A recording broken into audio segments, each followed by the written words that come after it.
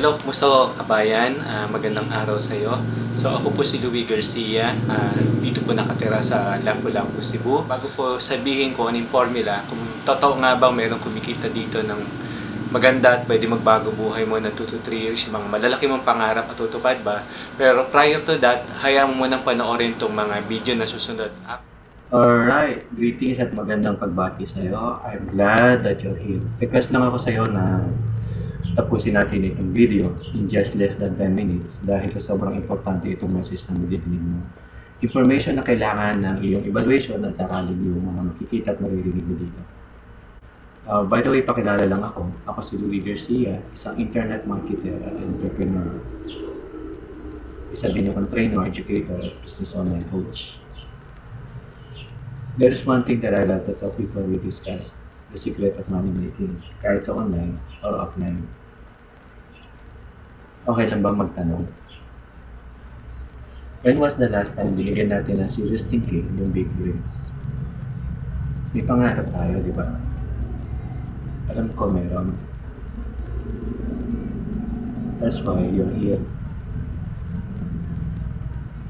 Bigyan natin ng chance na pag-usapan yung big dreams.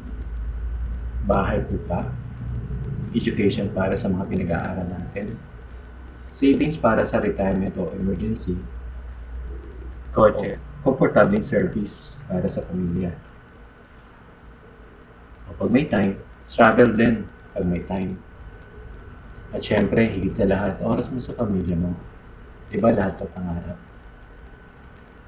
Pero kung hesitant ka at hindi ka excited pag-usapan ng huwag ka mag-alala, naiintindihan ko. Kaya ako nandito ngayon para paliwanag. May pangarap tayo, anong nangyari? Ano yung pumipigil sa atin? Yan po yung sasagutin natin kung bakit. Hayaan nyo munang explain ko kung bakit nga ba. Ano yung pumipigil sa atin? Lagyan mo natin ng presyo yung mga napag-usapan natin pangarap. House and lot, sabihin lang natin 10 million. Yung educational fund, sabihin na lang natin 3 million. Simula elementary hanggang mag-college yan.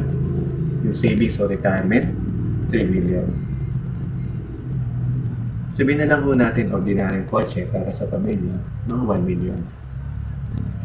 Yung travel and leisure, syempre, budget po to, hindi naman itong one time yan. Sabihin na lang natin, may nakalaan na 2 million. Libre ho mangarap, community service, walang utang. Yung total cost ng ating pangarap, 19 million. Tama po ba 19 million yung total cost ng ating pangarap? Ang tanong, saan natin pupunin?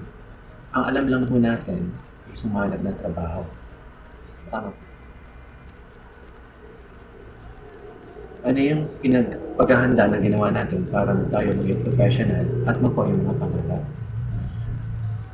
Hindi po ba study hard, get good grades, para makagraduate.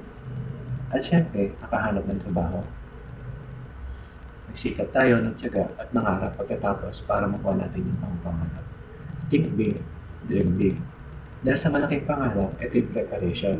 Natatandaan niyo ba na mag-grade school tayo, 6 na taon. High school, 4 na taon. College, 4 na taon. All in all, 14 po yung ginugol natin para tayong makagraduate at makamit natin yung mga pangarap. Excited tayo, di ba? Para makahanap ng pinapangarap natin ng trabaho. Ganito po ba ang karaniwang routine sa ating araw-araw na trabaho? Gigising ng alas 5 ng umaga para mag-prepare, kumain, magbihis, at makapag-travel ng 6 a.m. para sapat na oras makapag-travel at makatime in ng alas 8. Magtatrabaho maghapon at magta-time out ng alas 5. Yung travel time natin pa uwi, sabihin na lang natin, dahil rush hours, mga 1.5 hours para makarating sa bahay ng 7. Yan yung kung malang time. And then you're gonna have your dinner dahil titipid ka. At yung ibang entertainment, oras mo sa pamilya, at sa mga ibang gawain sa bahay. Sabihin natin 3 oras. So by 10 o'clock, matutulog ka na. Ano po yung susunod? Yung iniisip mo, is the same thing na iniisip ko rin. Hindi ba't gigising ka ulit kinabukasan? Magpiprepare ng bibis manidiko at babiyahin ng 6. Time in ulit ng alas 8. Time out ulit ng alas 5. Biyahe ulit pa uwi. By home by 7. Dinner etc. 3 hours ulit. Tulog ulit. At susunod. So ang tawag po dyan ay rat race. Minsan sa sobrang busy natin, takbo ng takbo, akala natin malayo na nararating natin. So, ibig sabihin, paikot-ikot lang. Maaaring mag-resign tayo, humanap ng ibang oportunidad, pero we will get the same result. Doing the same thing, expecting different result is insanity. Ngayon, kung gano'n na yung natin, routine, at napako na tayo dyan, maaaring ito yung mga nangyayari. Sasabihin natin, ganun talaga, wala tayong choice, ganyan talaga buhay, okay lang ako, etc. etc. Na-busy na tayo at nalimutan na yung pangarap.